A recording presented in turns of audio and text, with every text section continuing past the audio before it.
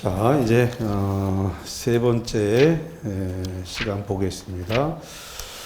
세 번째 시간으로서 거기 580페이지에 집합건물의 소유 및 관리에 관한 법률이 나왔습니다. 요거는 양이 엄청나게 많고 문제는 한 문제 나오고 판례도 되게 많습니다. 그래서 이거는 그냥 간단하게 정리를 할 것입니다. 11월, 12월 과정에 민사특별법 안 했죠? 했나요? 11월, 12월에 안 했지 않나요? 했는지 안 했는지 모르나요? 보통 11월, 12월에 안 하는 데가 많아요. 11월, 12월에 안 하는 데가 많습니다. 그래서 오늘 민사특별법을 처음 들었을 수 있습니다. 처음 들었을 때 좀 황했을 수 있어요. 못 알아듣는 게 정상이고 알아듣는 건 비정상입니다. 알아들었다? 그럼 내가 바로 얘기합니다. 재수생이구나. 이렇게 얘기할 겁니다. 못 알아듣는 게 정상이니까 스트레스 받지 말고 5, 6월에 또 하고 7, 8월에 또 하고 9, 10월에 또 하고 계속 또 하기 때문에 못 알아들었다고 막 스트레스 받지 마시기 바랍니다. 못 알아듣는 게 정상이고 알아듣는 게 비정상이라고 그랬어요, 내가. 알아들으면 내가 그 비정상인데 비정상이 알아듣는 거 비정상인데 알아들었다 그러면은 그 사람은 재수생이라고 얘기했어요, 내가. 그러니까 그 처음 시작하신 분이 못 알아듣는 건 너무나 당연하다. 동영상 녹화되어 있으니까 녹화되어 있는 거를 반복적으로 돌려보시면 내가 처음 들었을 때는 뭔 소리인지 몰라요. 그걸 동영상 돌리고 몇 번 돌려야 돼요. 그래야 그 소리구나 라고 알아듣습니다. 한 번 들을 때는 정신이 하나도 없습니다. 그리고 천천히 하면 오늘 내가 민사특별법을 다 끝내야 되는데 못 끝내요. 오늘 법이 민사특별법이 5개이기 때문에 시간은 4시간인데 5개 법률을 끝내야 되기 때문에 그럼 뭔가 5개 법률 중에 뭔가는 대충 해야 돼요. 그 대충 할 것이 집합법이에요. 집합법을 대충 해야 돼요. 그래서 여기는 설렁설렁해서 후딱 넘어갈 겁니다. 자, 집합건물의 소유 및 관리에 관한 법률입니다. 그냥 우리가 줄여서 집합건물법 그냥 보통 이렇게 얘기를 해요. 아니면 이렇게 집건법 이렇게 이야기하기도 하고요. 부르는 사람에 따라서 약간 다르긴 한데 그냥 집합건물법, 집건법 이렇게 부르는데 자 일단은 세 가지 형태로 보려고 그래요. 그래서 세 가지 이 전유 부분 두 번째로서 공용 부분 세 번째 대지 사용권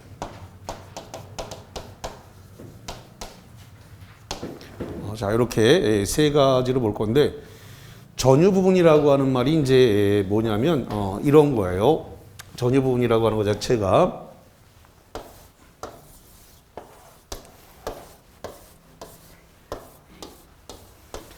일단 집합건물에 해당되는 것 자체는 뭐, 아파트도 집합건물에 들어가는 거고요. 연립도 들어가는 것이고, 그 다음에 오피스텔, 이런 것도 집합건물에 들어가게 됩니다. 그 중에서 그냥 여기를 예를 들어서 1501호다 이렇게 볼게요. 이 1501호 이 부분 이 등기난 이 부분을 전유 부분이라고 말해요. 다시 한번 이 1501호 이걸 뭐라 한다고요? 전유 부분. 이게 전유 부분이에요. 그럼 팔고 사고 하는 건 전유 부분을 팔고 사고 하는 거죠? 네. 팔고 사고 하는 건 전유 부분이에요. 그러면 공용 부분은 두 가지로 보는데 이것은 법정 공용 부분, 다른 말로 해서 당연 공용 부분이라고 얘기를 해요. 법정 공용 부분, 당연 공용 부분이라는 건 누가 봐도 거기는 공용이다라는 겁니다. 어디가 공용이에요? 복도, 계단, 승강기예요. 그래서 그런 것들은 누가 봐도 당연한 거다 이 말이에요. 당연 공용, 법정 공용 이런 것들은 등기하지 않습니다. 다툼의 여지가 없어요. 복도, 계단, 승강기는 누가 봐도 다 뭐에 속한다고요? 공용이라니까. 그러니까 그건 등기할 필요가 없습니다. 그런데 공용 부분 중에서 규약상 공용 부분인 경우 이건 등기를 해야 돼요. 규약상 공용 부분이라는 것은 뭐냐 그러면 1층이나 지하에 이렇게 공용으로 되어 있는 뭐 독서실이라든가 주민 운동시설이라든가 그러니까 주민들이 공짜로 쓰는 그 운동시설, 독서실 그러니까 그 유아들 이렇게 놀이터라든가 그다음에 유아들 그 청소년들 공부할 수 있는 그 독서실 같은 거 이런 게 있는데 그다음에 또 뭐 입주자 집회소라든가 이런 것들은 규약상 공용 부분이니까 그런 건 뭘 해야 된다고요? 등기를 해야 된다라는 겁니다. 그 다음에 대지 사용권이라고 하는 것이 있는데 이 대지 사용권은 전유 부분과 분리 처분할 수 없습니다.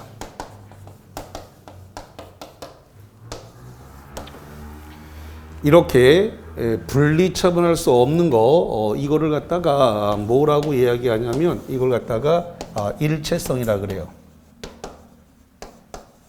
일체성은 분리 처분 된다 안 된다? 안 된다. 분리 처분 못 한다는 겁니다. 자, 뭐하고 분리 처분 안 되냐면 전유 부분하고 분리 처분 안 된다. 그래서 1501호를 사게 되면 공용 부분도 산 것이고 대지 사용권도 산 거예요. 팔면 동시에 다 같이 팔린 거고 사면 동시에 다 같이 산 거예요. 그래서 같이 따라다닌다. 그래서 일체성 분리 처분이 안 된다라고 하는 겁니다. 다만 대지 사용권은 전유 부분과 분리 처분이 안 되는데 이걸 갖다가 규약상 달리 정할 수 있습니다.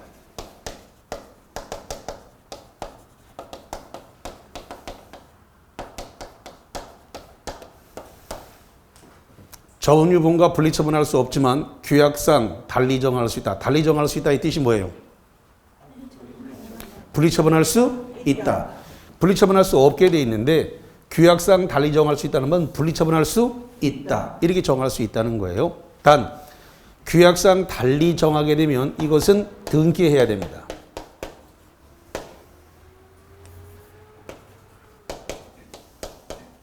달리 정할 수 있다라고 하면 등기를 해야 되는데 만약에 이걸 갖다가 등기를 안 했어요. 등기 안 해가지고 제3자가 소유해버리게 되면 제3자가 이걸 갖다가 소유하면 여기 이 3자에게 대항할 수 없다. 이렇게 되어 있습니다.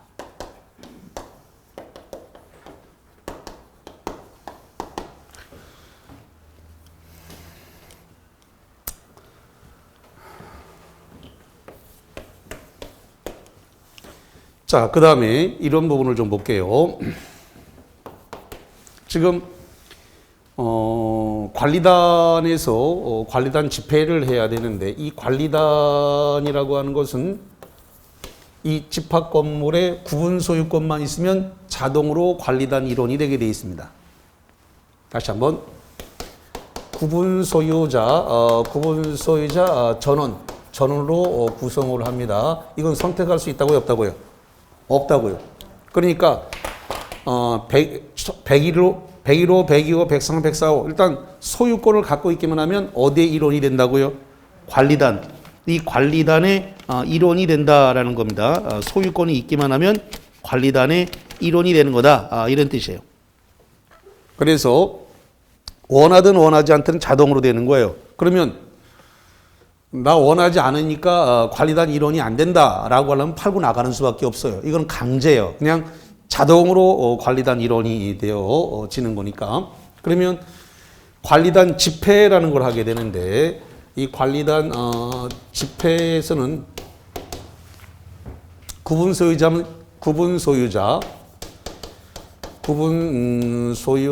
및 의결권이 있는 자, 의결권의 과반수로 결정합니다.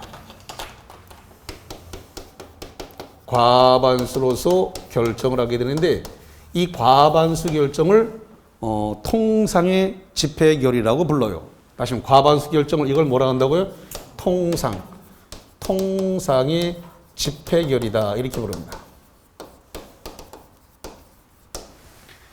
통상의 집회결의 과반수 결정을 한다라고 하는 이거를 통상의 집회결의라고 부른다 이렇게 보시면 되겠고 여기에 대한 이제 예외가 몇 개가 있어요. 여기에 대한 예외가 그러면 자, 첫 번째로서 어떤 예외가 있느냐 그랬더니 공용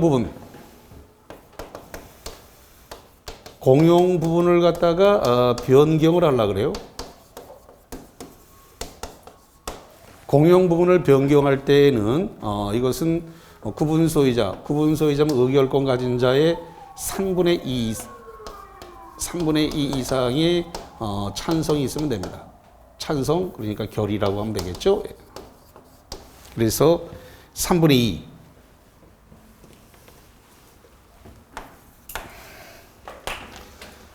자, 두 번째로서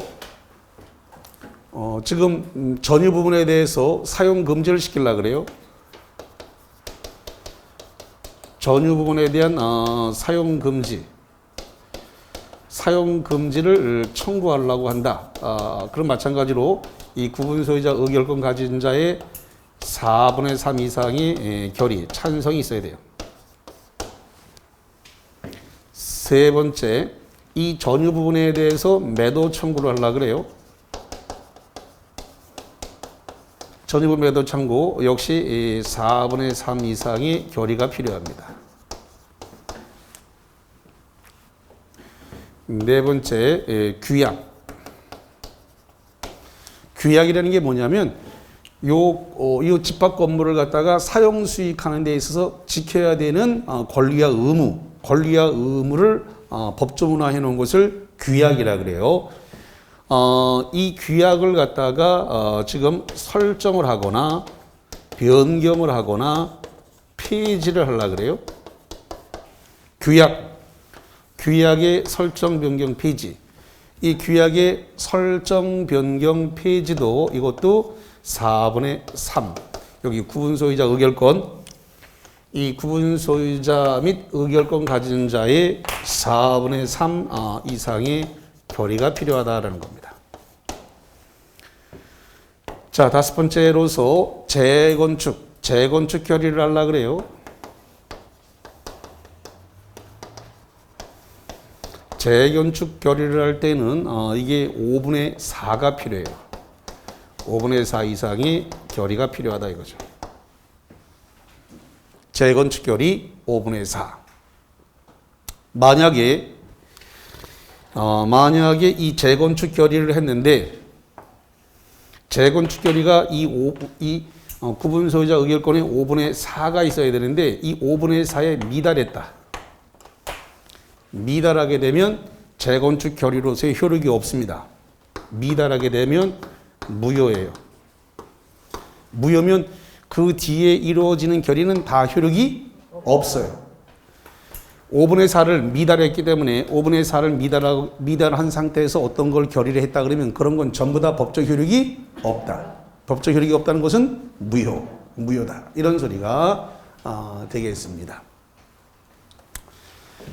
자, 집합법은 이 정도 보면서 자, 예를 들어서 지금 이게 이제 저당권을 어느 정도 알아야 풀리게 돼요. 저당권이 어느 정도 머릿속에 있어야 집합권과 경매와 섞어서 문제가 나오기 때문에 그래서 민사특별법은 한 번 들어서 좀 힘들어요. 그래서 저당권 쪽에 내용이 어느 정도 숙지가 돼야 이게 문제가 풀리기 때문에 그래서 한 번 듣고 이해가 못하는 건 정상이라고 얘기하는 게 그래서 그런 거거든요. 그래서 이걸 알아먹었다라고 한다면 재수생쯤 돼야 알아먹기 때문에 그래서 알아먹으면 비정상이라고 얘기를 하는 그런 얘기예요. 괜히 이게 놀리려고 하는 소리가 아니고 자, 오늘은 이 정도만 보도록 하고요. 프린트물을 좀 보겠습니다. 프린트물 가지고 정리하면서 제가 빠진 부분에 대해서는 보충 설명하면서 하겠습니다. 집합법은 너무나 양이 많기 때문에 시간을 많이 투자를 할 수가 없습니다. 오늘 5개 부분을 다 해야 되기 때문에 자, 그러면 일단은 매일 정의 노트 거기 문제부터 한번 볼게요. 4번을 좀 보시기 바랍니다. 매일 정리부터 4번입니다.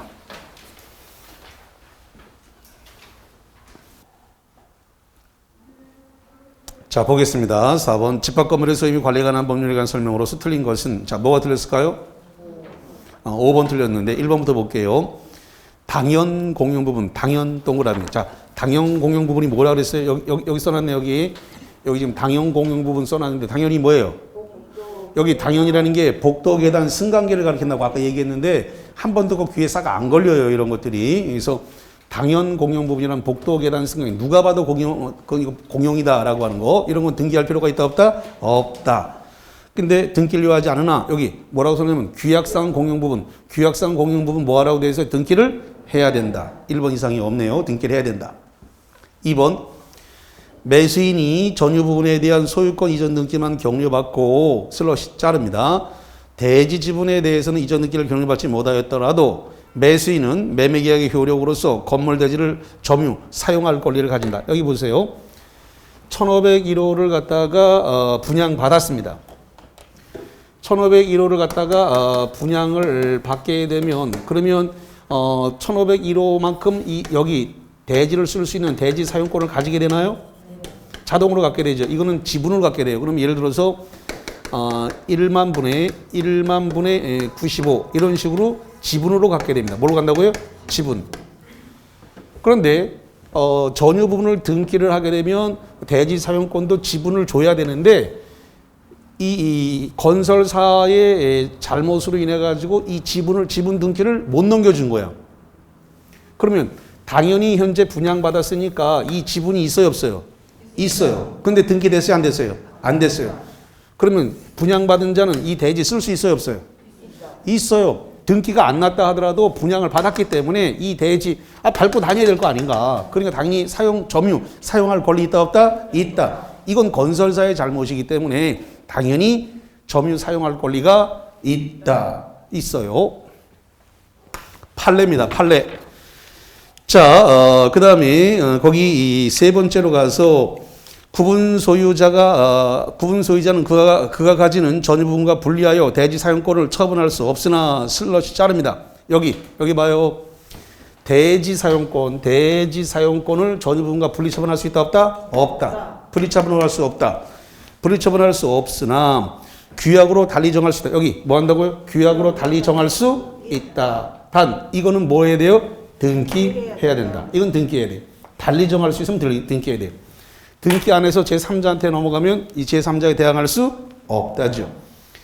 4번 공용 부분은 각 공유자는 공용 부분을 용도에 따라 사용할 수 있다. 이거 공용 부분을 어떻게 사용하라고요? 용도입니다. 용도에 따라 사용할 수 있다. 용도에 따라 사용이 가능합니다. 용도에 따라 사용할 수 있다. 너무나 당연한 소리다. 이렇게 보면 되겠고. 그 다음에 5번에 공용 부분 변경 박스. 변경에 관한 사항은 원칙적으로 통상의 집행일. 여기 써놨네요. 여기 공용 부분에 대한 변경.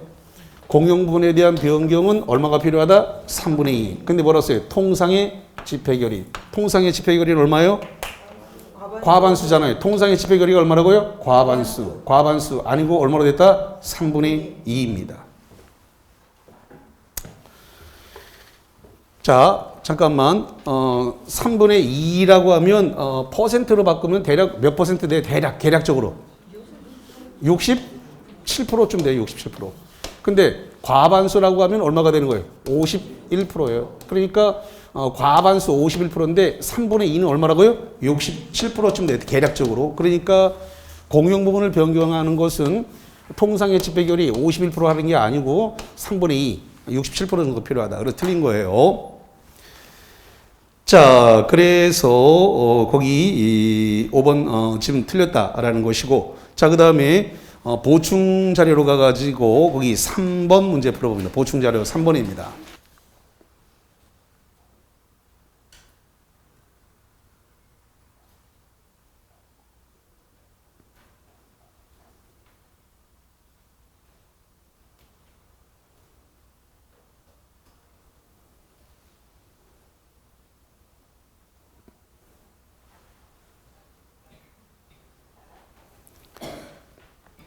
자, 3번. 집합 건물의 수입이 관리에 관한 법률을 설명해서 틀린 것은 저기 에이스가 한번 해볼까? 몇 번?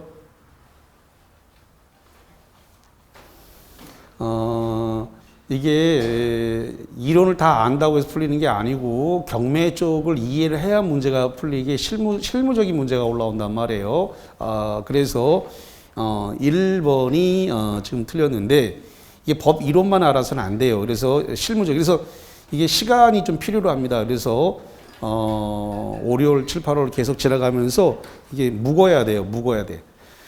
자, 봅시다. 1번. 전유 부분. 자, 여기 보세요. 전유 부분이라는 게 여기 등기되어 있는 1501호, 1502호, 1503호 이런 걸 전유 부분이라고 하는데 이 전유 부분을 갖다 처분은 팔았어요. 처분이나 압류 등의 효력은 자, 잠깐만요. 1501호 팔면 대지 사용권까지 같이 팔렸나요? 네. 아까 그래서 여기 팔면 같이 팔린다라고 하는 거 뭐라 한다세요? 일체성. 그래서 1501호 팔면 공용부분 대지 사용권 다 같이 팔렸고 사면 다 같이 샀다 그랬죠? 그걸 뭐라 한다고요? 일체성이라 그랬어요. 이거 응용하려고 그러면 응용하려고 그러면 조금 시간이 걸려요. 이런 부분들이. 그래서 처분이나 압류를 했다. 그럼 저기 1501호를 압류했습니다. 압류하면 그 다음에 뭐가 들어가죠? 경매가 들어가요. 다시 한번 압류 등기를 했으니까 압류 다음에 뭐가 들어간다고요? 경매. 그럼 경매에 의해서 이 1501호를 홍길동이가 샀습니다. 1501호를 홍길동이가 사면 경락을 받았어요. 그럼 대지 사용권 경락 받아요, 안 받아요? 받아요. 1501호의 지분 만분의 95가 있으니까 지분도 당연히 경락 받는 거예요. 왜 받아요? 일체성이잖아요, 일체성. 그래서 일체성이니까 분리처분이 안 되니까 1501호를 경락 받으면 대지 사용까지 자동으로 받는데 저당권 쪽에 있는 내용을 어느 정도 숙지가 돼야만이 저당권에서 그 건물에 대해서 저당을 잡혀서 경매가 들어가면은 부합물과 종물, 종된 권리, 대지 사용권에까지 미친다. 대지 사용권에 미치는 거예요. 대지 사용권에 미쳐야죠. 대지 사용권. 그러니까 대지권에도 다 미치는 거예요. 그러니까 1번. 압류 등의 효력은 특별한 사정이면 대지권에 미치지 않는다가 아니라 뭐야? 미친다. 미쳐야 되는데 미치지 않는다 그러니까 내년에 또 만나요. 이렇게 되는 거예요. 그래서 1번 질문이 틀렸다라는 거 미쳐야 된다라고 하는 거. 자, 그 다음에 2번에 규약은 특별한 사정이 없는 한 관리단 집회에서 구분 소유장 의결권의 4분의 3. 거기 규약이란 말을 박스 쳐보세요. 규약. 규약은 특별한 사정이 없는 한 관리단 집회에서 구분 소유장 의결권의 4분의 3 이상의 찬성으로 변경 박스. 자, 여기 보세요. 여기 뭐라고 되어 있냐면 규약을 설정하거나 변경하거나 폐지한다. 그럼 규약에 변경이 들었네. 변경은 얼마가 필요해요? 4분의 3. 규약을 설정, 변경, 폐지. 지금 규약을 변경한다, 바꾼다 그랬으니까 4분의 3 찬성 의결이 있어야 되네요. 맞고. 두 번째, 재건축 결의가 얼마가 필요하죠? 여기 봐요. 재건축 결의 얼마가 필요해요? 5분의 4잖아요. 5분의 4. 재건축 결의. 법정 정족수는 5분의 4입니다. 법정 정족수는 미달로 무효인 경우에 구분 소유자 등에 대한 매도 청구권은 발생한다, 안 한다? 안 한다. 5분의 4에 미달했으면 정족수 미달이니까 그 뒤에 의결한 것은 전부 다 효력이 없다. 자, 그 다음에 4번. 공용부분 관리비에 대한 연체료는 전 구분 소유자의 특별 승계인에게 승계되는 공용부분 관리비에 포함되지 않는다. 아주 중요한 문제인데, 자, 지금 만약에 1501호, 이 1501호의 소유자가 만약에 예를 들어가지고 홍길동 씨였다라고 해볼게요. 홍길동 씨였는데 이게 지금 관리비가 체납됐어요. 관리비가 체납된 상태에서 이게 경매로 이렇게 넘어갔습니다. 경매로 넘어가서 홍길동 씨가 경락을 받았습니다. 그러면 홍길동 씨는 체납 관리비를 내야 됩니까? 안 내도 됩니까? 내야 됩니다. 이렇게 경매로 받아간 사람을 이 홍길동이를 뭐라 그러냐면 특별승계인이라 그래요. 뭐라고 한다고요? 특별승계인. 특별을 다른 말로 특정이라 그래요. 특별승계인인데 어떤 경우에 특별승계인이라 하냐 그러면 매매라든가 매매 증여, 교환, 경매 등으로 인해서 소유권을 취득한 사람을 특별승계인이라 그래요. 다시 특별 승계인을 다른 말로 특정 승계인인데 특별 승계인, 특정 승계인. 지금 홍길동이한테서 누군가가 이 홍길동이라는 거 안 되겠다. 이건 김철수라고 해보자.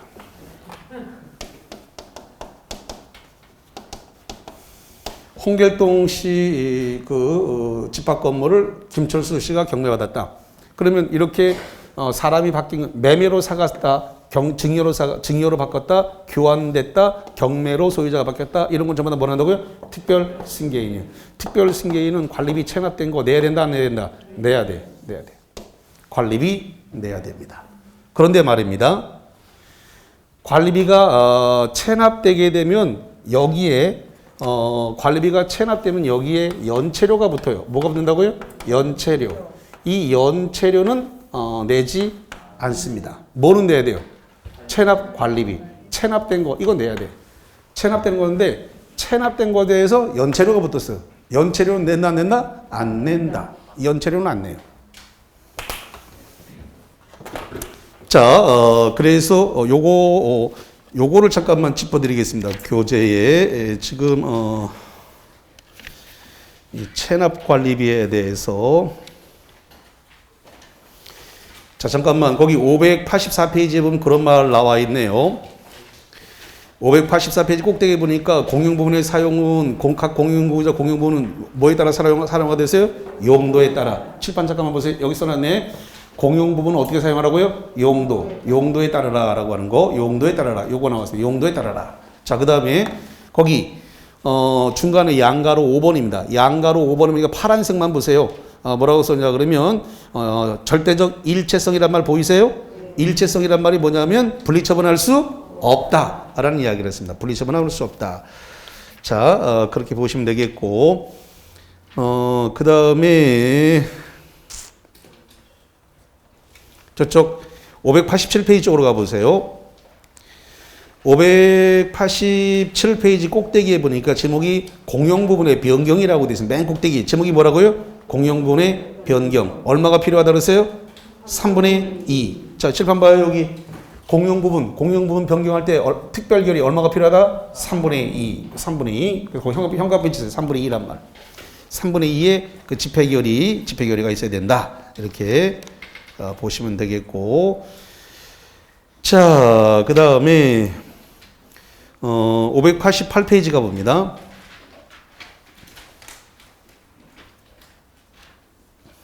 588페이지에 그 판례 박스 2번입니다.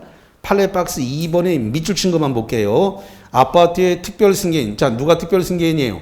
매매, 증여, 교환, 경매로 취득한 사람 뭐라 한다고요? 특별 승계인. 이 특별 승계인은 전 입주자가 체납 관리비 중 공용 부분에 관하여 무슨 부분? 공용 부분. 체납 관리비 중 공용 부분에 관하여 이를 승계한 것으로 봄이 뭐하다? 타당하다. 그 밑에 비교 판례. 관리비를 연체할 경우에 부과되는 연체료, 현관편 연체료 밑으로 4줄 내려가서 연체료는 특별 승계인에게 승계되는 공용부분의 관리에 포함되지 않는다. 자, 됐죠? 그래가지고 자, 다시 갑니다. 보충자료 3번에 4.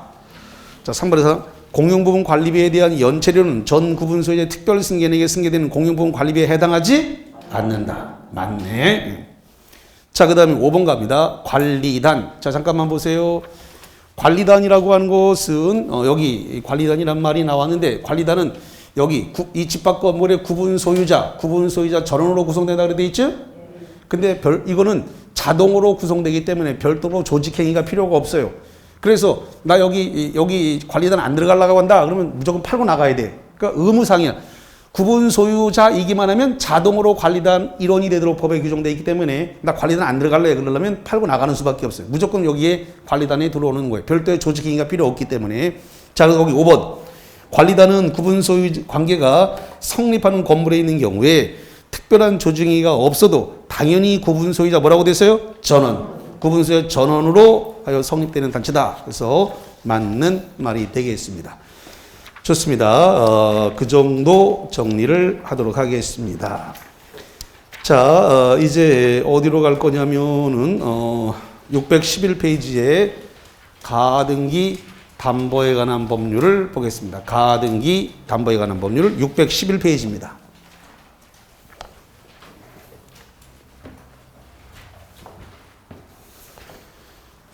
가등기 담보에 관한 법률은 처음 들을 때는 정말로 정신없습니다. 무슨 소리인지. 특히 법대 나온 사람도 가등기 담보에 관한 법률을 따로 배우지 않기 때문에 이 파트는 되게 어려워합니다. 이 파트는.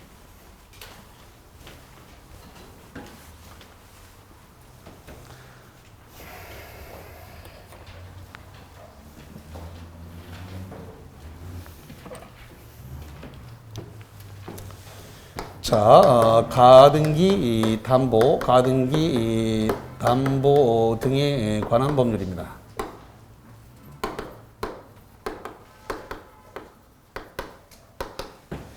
자, 가등기 담보 등에 관한 법률과 관련해서 자, 어떤 사람이 돈이 필요해요. 돈이 필요해서 3억을 빌리려고 그래요. 그러면 3억을 빌려주는 사람을 채권자라고 부르고 빌려온 사람을 당연히 채무자라고 부릅니다. 이 돈을 빌린 거니까 이걸 뭐라고 부르냐면 소비대차라고 불러요. 소비대차.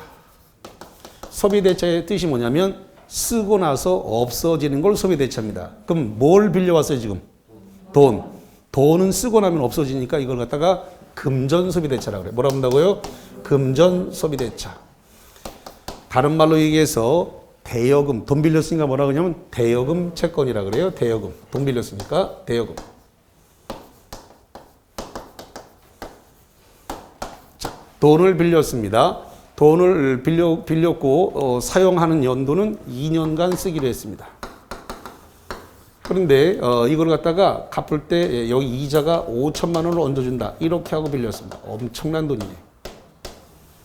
그래서 3억 5천이라는 피담보 채권이 발생을 했고 이 채권자가 담보 요구를 했습니다. 담보. 그래서 부동산 이 부동산에 대해서 담보로 내놨어요. 그랬더니 이 채권자가 이 부동산에 대해서 자기가 돈 받을 거 있다라고 해서 여기다가 담보가등기를 걸었습니다. 여기 담보가등기라 그랬는데 이걸 다른 말로 가등기 담보라고도 불러요. 같은 말입니다. 다시 이야기할게요. 담보가등기나 가등기 담보나 똑같은 말이에요. 다시 한번 담보가등기 이렇게 되고 가등기 담보에도 같다고요. 그러니까 이거는 혼합해서 쓰는 거기 때문에 담보가등기나 가등기 담보나 같은 거다라고 하는 걸 일단 전제를 합니다. 자, 그러면 담보가등기를 걸면서 조건을 붙였습니다. 뭘 붙였냐? 그러면 2년 뒤에 이 3억 5천을 못 갚으면 어떻게 할 겁니까? 그랬더니 그럼 내가 이 부동산으로 대신 갚을게요. 자, 대신 갚는 걸 뭐라 한다? 대물변제라 그래요. 뭐라 한다고요? 대물변제.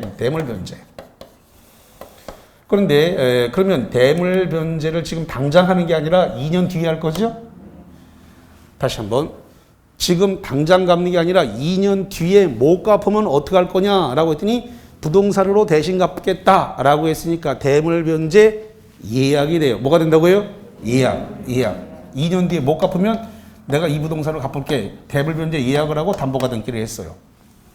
그 다음에 또는 그러면 이렇게 할 수도 있고 그럼 내가 이 부동산을 당신한테 팔겠다. 그러니까 3억 5천에 이 부동산을 내가 팔겠다. 이렇게 할 수도 있어요. 그래서 이걸 갖다가 매도 예약이라고 그래요. 뭐라고 한다고요? 매도 예약. 이렇게. 매도 예약을 할 수 있다. 더 나아가서 무엇을 할 수 있냐 그러면 그냥 그러지 말고 이 소유권을 그냥 넘겨라. 이렇게 요구할 수도 있습니다. 이 채권, 요 3억 5천이라는 채권을 담보하기 위해서 채권을 담보하기 위해서 이 부동산의 소유권 이전을 요구합니다. 그래서 소유권을 요구해서 여기다가 이렇게 소유권 이전 등기를 해줘 버렸어요. 자, 채권 담보를 위해서 부동산에 대한 소유권 이전 등기를 해주는 거, 이거를 양도담보라 부른다. 뭐라 부른다고요? 양도담보. 그러면 을은 채권자 겸 양도담보권자가 되는 거예요. 을은 채권자 겸 양도담보권자. 그러면 갑은 채무자 겸 이 부동산 소유자인데, 부동산 소유자에는 예외 없이, 제가 오늘 이제 4주차 강의하게 되는데 계속 얘기했습니다. 소유자 쪽에다 뭘 붙인다 그랬어요? 많이 좋아졌어. 예외가 없어요. 소유자 쪽에는 뭘 붙인다? 설정자. 그러면 갑은 뭐가 되는 거예요? 양도담보 설정자가 되는 거예요. 예외 없어요. 양도담보 설정자. 설정자가 누구라고요? 소유자. 설정자란 말이 붙어있는 쪽이 소유자인데, 문제는 이거를 빨리 못 읽어서 설정자가 소유자인지 아니면 그걸 사용하는 사람인지가 구분 안 돼서 시험 문제는 그림으로 나오는 게 아니라 서술형, 양도담보권자, 양도담보 설정자 이렇게 나오는데, 누가 소유자인지를 판별을 못하니까 시험 문제가 엉뚱한 걸 풀고 온다고. 그런데 우리 민법 쪽에서는 설정자란 말이 붙어있는 쪽이 단 한 번도 예외 없이 다 뭐로 돼 있다고요? 소유자예요. 그럼 이제 문제를 딱 볼 때 설정자가 붙었으면 아, 이쪽이 소유자고 이쪽이 권자가 붙었으면 이쪽이 이용자구나. 그러니까 지상권자와 지상권 설정자, 누가 소유자예요?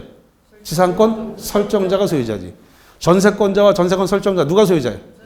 전세권 설정. 저당권자와 저당권 설정자, 누가 소유자예요? 저당권 설정자. 단 한 번도 예외가 없다니까. 설정자란 말이 붙어있는 쪽이 소유자예요. 예외가 없어. 그것만 알아도 문제가 빨리 잘 풀린다고. 시간이 많이 절약이 된다. 자, 그래서 이렇게 됐는데, 그러면 대한민국의 99%를 우리가 뭐라 부르냐면 눈뜬 장님이라 그럽니다. 지금 눈 뜨고 계시지만 다 장님으로 봅니다. 다 눈뜬 장님. 왜 장님이냐? 양도담보의 뜻을 모르기 때문에 눈뜬 장님이에요. 지금 이게 등기됐어요. 양도담보가 지금 등기가 됐는데 무슨 뜻인지를 모른단 말이에요. 그러니까 99%, 대한민국 90%는 무슨 뜻인지 몰라. 양도담보의 뜻을 모르니까 눈뜬 장님이라 그래요. 자, 지금 양도담보가 을 앞으로 넘어왔습니다. 소유자 누구다? 자, 양도담보가 갑에서 을로 등기가 돼서 을 앞으로 넘어왔습니다. 소유자 누구다? 눈뜬 장님을 못 벗어난 거야. 소유자는 갑이야. 그러니까 그래서 눈뜬 장님인 거야. 여러분을 무시해서가 아니라 그게 정상이라면, 일반인들이 이건 모르는 건 너무나 정상이란 말이지. 그러니까 등기부 띄워보면 소유자는 누구로 나오냐면 을로 나와. 다시 합니다. 등기 띄면 누구로 나온다고요? 을. 근데 을한테는 소유권이 없어요. 뭐만 넘어가냐면 등기만 넘어갔네. 소유권은 안 넘어갔어요. 다시. 뭐만 넘어갔다고요? 등기. 등기만 넘어갔어요. 이렇게 등기만 넘어갔어요. 등기만 갑에서 을로 넘어갔고, 뭐가 안 넘어갔다? 소유권은 안 넘어갔어요. 그러면 이 부동산, 요 부동산에 대해서, 이 부동산에 대해서 사용 수익, 이 부동산에 대한 사용 수익은 갑이 할까요? 을이 할까요? 이제는 좀 나아졌어. 갑이 하는 거야. 왜? 등기만 넘어가고 소유권은 넘어가지 않았다. 그러니까 이 부동산에 대한 사용 수익은 누가 계속한다? 갑. 양도담보 설정자가 사용 수익을 계속하는 거예요. 2년이란 기간 동안 계속 등기만 넘겨줬을 뿐 이 부동산에 대한 사용 수익이 가능하다. 그러면 이 부동산에 대해서 갑이 양도담보가 걸려있다 하더라도 여기다가 토지 지상권 설정할 수 있다 없다? 있다. 이 건물에다가 전세권 집어넣을 수 있다 없다? 있다. 그 다음에 임차권 집어넣을 수 있다 없다? 있다. 사용수익권이 누구한테 있다? 양도담보 설정자에게 있기 때문에, 그래서 이 부동산은 갑이 계속 점유하면서 임차인이나 지상권, 전세권 다 집어넣을 수 있다 없다? 있다. 그럼 양도담보를 했다는 것은 뭐만 넘겼다? 등기만 이전시켜준 거다. 그래서 등기만 넘기는데 소유권이 있다 없다? 없다. 자, 등기부 띄워보니까 소유자가 누구로 나온다? 을로 나온다. 다시 한번 등기부상으로는 소유자가 누구로 나온다고요? 을. 근데 이전 등기 다음에 양도담보가 찍혔단 말이에요. 이렇게. 그럼 등기는 되어 있지만 소유권은 없습니다. 라고 고시가 된 건데 대한민국의 99%가 무슨 뜻인지 모르기 때문에 눈뜬 장님이니까 그걸 모른단 말이죠. 등기는 되어 있으나 이 사람은 소유권 없습니다. 이런 뜻이거든. 자, 그런데 99%에 해당되는 눈뜬 장님들이 봤을 때, 아, 이거 소유권이 을한테 있구나. 이거 을 거구나. 이렇게 믿고, 을로부터 매매, 이 을로부터 매매를 원인으로 저 부동산을 사왔어요. 이 을로부터 제3자 병이 사와버렸습니다. 이게 선의일 수도 있고 악의일 수도 있습니다. 자, 선의가 뭐야? 모른다. 뭘 모른다? 이게 양도담보라고 지켜도 이게 지금 소유권이 없고 등기만 넘어와 있다는 사실을 뭐 한다고요? 모른다. 이 사람은 소유자가 아니고 등기만 갖고 있을 뿐 소유권이 없다는 사실을 모르고 사왔다. 악의는 알고 사왔다. 그래서 등기가 선의의 3자에게 매매를 원인으로 해가지고 소유권 이전 등기가 되어버렸습니다. 원인이 매매입니다. 소유권 이전 등기가 넘어와 버렸습니다. 그러면 그대로 선의의 병은 소유권을 취득한다. 이렇게 되어버렸어요. 그래서 이게 시험 문제가 많이 나옵니다. 3자한테 넘어와 버리면 소유권이 넘어오느냐 안 넘어오느냐 이게 아주 시험 문제 많이 다뤄지는데 소유권 넘어온다 안 나온다? 넘어온다. 그러면 아직 소유권이 원래 소유권이 지금 갑한테 남아있던 거죠? 아직 소유권이 갑한테 남아있었는데 이거를 팔아먹었으니까 그러면 설정자, 이 설정자는 저 양도담보권자를 상대로 해서 계약기간이 아직 안 끝났는데 팔아먹었으니까 손해배상을 청구할 수 있다. 뭐 할 수 있다고요? 손해배상을 청구할 수 있다라는 겁니다. 자, 오늘 한 번 듣고 이해 못하는 건 정상이니까 머리 쥐어뜯거나 슬퍼하거나 막 자괴감 들고 그러면 안 됩니다. 네? 그러면 굉장히 기초적인 이야기만 하고 가야 되는데 시험도 별로 안 나오는 기초적인 얘기만 하고 가봐야 아무 쓸데가 없어요. 시험에 가서 써먹지 못하는 걸 기초만 닦다가 가면 뭐할까? 그럼 기초 가다 닦으면 45점밖에 안 나와. 45점 나올 강의를 뭐하러 하냔 말이에요. 45점 나올 강의를.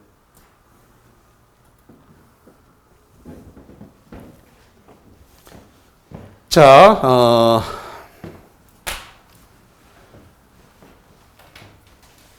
그래서 지금 이렇게 진행이 되어졌는데 여기서 중요한 시험 문제 몇 가지만 다시 이야기하겠습니다. 가등기 담보 등에 관한 법률이 이게 적용되는 데 있어서 돈을 빌리지 않으면 가등기 담보에 관한 법률은 적용하지 않습니다. 그러니까 예를 들어서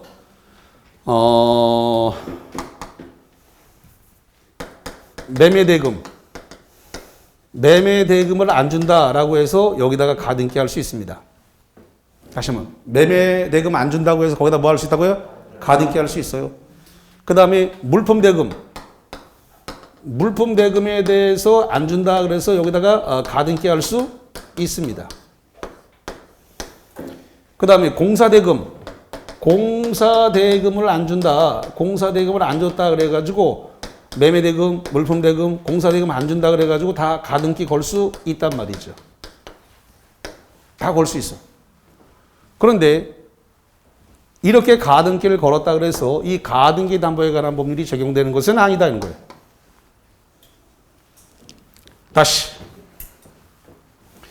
매매대금, 물품대금, 공사대금 때문에 채권이 있는데 그거 안 준다 그래서 가등기 걸었어요. 그 가등기 걸었다 하더라도 가등기 담보 등에 관한 법률이 적용되는 것은 아니다.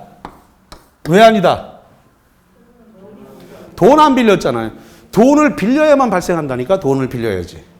돈을 안 빌리면 가등기 걸었으면 민법상 가등기, 등기법상 가등기로 넘어가는 거예요. 가등기 담보에 관한 특별법을 적용하는 게 아니다. 그럼 이 법을 만든 이유는 뭐냐?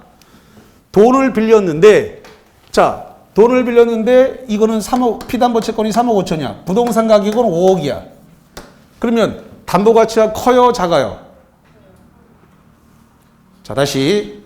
피담보 채권은 3억 5천이고 담보 가치가 5억이에요. 부동산이 커요, 피담보 채권이 커요? 부동산이 크잖아요.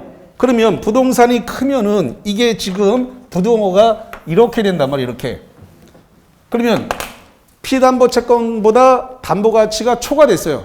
초과됐는데 3억 5천 원을 가지고 5억짜리 부동산을 날로 먹으려고 한다. 누가? 조폭 깍두기들이. 그래서 이렇게 해서 날로 먹어서 길거리에 나앉는 서민들이 너무 많이 생기더라. 그래서 가등기 담보에 관한 특별법을 따로 만든 거예요. 그러니까 가등기라고 하더라도 돈 빌려서 발생해야만 가등기 담보에 관한 법률이 적용되는 것이라 이 말이에요. 돈 안 빌리게 되면 그냥 민법상 가등기, 등기법상 가등기로 가는 거야. 그러니까 이런 경우에 매매대금, 물품대금, 공사대금에 가등기 걸 수 있는데 이거 걸었다 하더라도 가등기 담보에 관한 법률은 적용되지 않는다. 민법상 가등기, 등기법상 가등기지 가등기 담보에 관한 법률을 적용하는 가등기가 아니다. 전제 조건은 뭐 해야 된다고요? 돈을 빌려라. 돈 안 빌렸을 때는 적용되지 않는다. 두 번째, 피담보 채권 대비해서 담보 가치가 뭐 한다고요? 초과, 커야 된다. 이거는 3억 5천인데 부동산 가치가 5억이에요. 그러면 거스름돈 1억 5천 줘야 되죠? 1억 5천을 안 준 상태에서 2년 뒤에 이 부동산을 날로 먹으면 안 된다. 거스름돈 주고 가져가라. 근데 그냥 깍두기들이 저걸 그냥 뺏는단 말이지. 그래서 저걸 자꾸 뺏으니까 저걸 못 뺏게 만든 법률이 바로 가등기 담보금 거스름돈 주고 가져가라. 1억 5천 차익이 발생하니까 차익 주고 가져가라. 이래서 발생한 법률이다라는 겁니다. 그러니까 돈을 안 빌리게 되면 이거 발생하지 않아요. 그래서 담보 가치가 등기 등록이 가능해야 돼. 다시 한번 담보 가치가 뭐 한다고요? 등기 등록이 가능해야 된다. 그 다음에 또 하나 전저질에는 적용하지 않는다. 전저질은 적용하지 않는다. 전저질은 적용하는. 전이 뭐냐면 전세권, 저당권, 질권은 가등기 담보에 관한 법률을 적용하지 않는다. 전저질에는 가등기 담보에 관한 법률이 적용되지 않는다라는 겁니다. 자, 그래서 일단 정리를 했습니다. 자, 그 다음에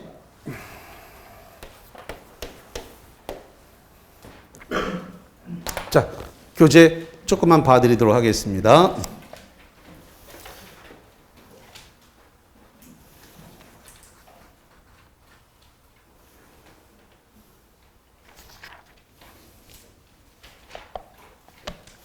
(612페이지를) 가볼게요.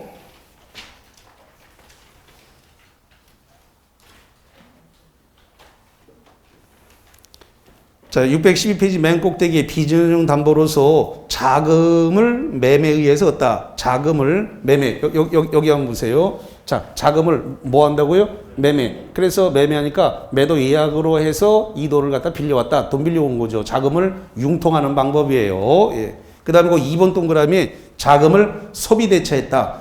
거기 2번 자금을 소비대차했다. 필요한 자금을 금전소비대차 나왔죠? 예. 금전소비대차. 여기 자금을 빌려온 거인데 쓰고 없어지니까 앞에 뭐가 붙었다고요? 금전소비대차. 금전소비대차. 자, 그래서 거기와 관련을 해가지고 이렇게 정리를 했고요. 그 다음에 거기 니은번입니다. 니은번. 그 밑으로 니은번을 거기 기억번부터 볼까요? 기억번에 보니까 그런 말을 2번 동그라미 기억번.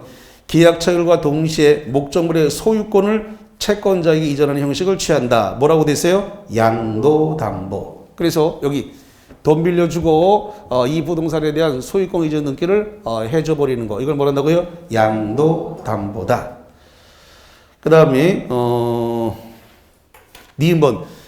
장래에 채무 불이행이 있을 때 목적물이 소유권 채권자에게 이전하는 형식을 정한다. 그래서 가등기 담보. 그래서 여기 아까 대물변제 예약을 해놓고 그거에 의해서 넘어가는 거 담보 가등기나 가등기 담보로 같은 말이라고 했죠? 네. 담보 가등기 또는 가등기 담보 동의어인데 왔다리 갔다리니까 신경 쓰지 마라 그랬습니다. 담보 가등기든 가등기 담보든 같은 말이니까 예. 그렇게 이해를 하면 되겠습니다. 자, 그 다음에 자, 어디를 보시냐면은 저쪽 613페이지 맨 밑으로 가보겠습니다. 613페이지 맨 밑에 그 파란색 글씨만 보면 되겠습니다. 따라서 소비대체가 아닌, 그 다음 현금배체부터 쳐보세요. 매매대금 채권, 공사대금 채권 등을 담보하기 위해서 가등기 또는 소유권주의가 된 경우에는 적용되지 않는다. 자, 여기 써놨네요. 여기 매매대금, 물품대금, 공사대금 채권을 위해서 가등기 했다 하더라도 가등기 담보에 관한 법률을 적용한다 안 한다? 안 한다. 왜 안 한다? 돈을 안 빌렸잖아요. 돈 안 빌린 거는 아무리 가등기를 하거나 가등기 담보를 했다고 하더라도 이 가등기 담보에 관한 법률은 적용되지 않는다. 돈 안 빌리게 되면 적용되지 않는다예요. 자, 그래서 그걸 갖다가 주의하셔야 되는데, 자, 넘겨서 614페이지로 가봅니다. 그 중간에 614페이지 중간에 3번 동그라미입니다. 뭐라고 되어 있냐면 담보부동산에 대한 예약 당시의 가액이 차용액은 돈 빌린 거 3억입니다. 이에 붙인 이자 5천, 차용액과 이에 붙인 이자를 합산하여 액수 피담보 채권에 미치지 못한다. 그러면 가등기 담보에 관한 법률은 적용되지 않는다. 자, 여기 봐요. 무슨 소리냐면 이거야. 여기가 3억 5천인데 이 부동산의 가치가 3억이다. 자, 이 부동산의 가치는 3억인데 원금과 이자 합쳐 3억 5천이다. 그러면 부동호가 이렇게 됩니다. 그러면 피담보 채권이 더 큰 거죠? 네. 이럴 때는 가등기 담보에 관한 법률을 적용한다 안 한다? 안 한다. 부동호가 이렇게 담보 가치가 초과돼야 돼요. 피담보 채권보다 부동산 가치를 초과해야만 적용되는데 반대로 3억 5천인데 3억짜리 부동산을 내놨다. 그러면 이 채권자가 봉사하겠다는 거니까 국가가 말릴 필요가 있다 없다? 없단 말이죠. 봉사하겠다는데 그걸 왜 말려? 그래서 그걸 좀 주의를 하시자 이렇게 말씀을 드립니다. 자, 그 다음에 615페이지입니다. 자, 615페이지 꼭대기 5번 동그라미가 나왔는데 가등기 담보 등에 관한 법률은 부동산 소유권 이외에 등기 등록할 수 있는 권리, 형법엔 등기 등록할 수 있어야 된다. 등기 등록을 목적으로 하는 담보 계획이 적용된다. 그러나 전세권의 전동거래미, 저당권의 저동거래미, 질권의 일명 전저질이 나왔나요? 네. 뭐가 나왔다고요? 전저질. 이러한 저질을 전저질을 목적으로 하는 경우는 뭐한다? 적용되지 않는다. 여기 써놨어요. 그래서 전저질에 대해서는 XXX 적용되지 않는다. 자, 쉬었다가 보겠습니다. 아까 그 선의는 유효인데 악의는 어떻게 되나요? 죄송합니다. 악의는 보호가 되지 않는 거죠. 선의만 보호한다 그랬으니까 악의는 당연히 보호되지 않는다.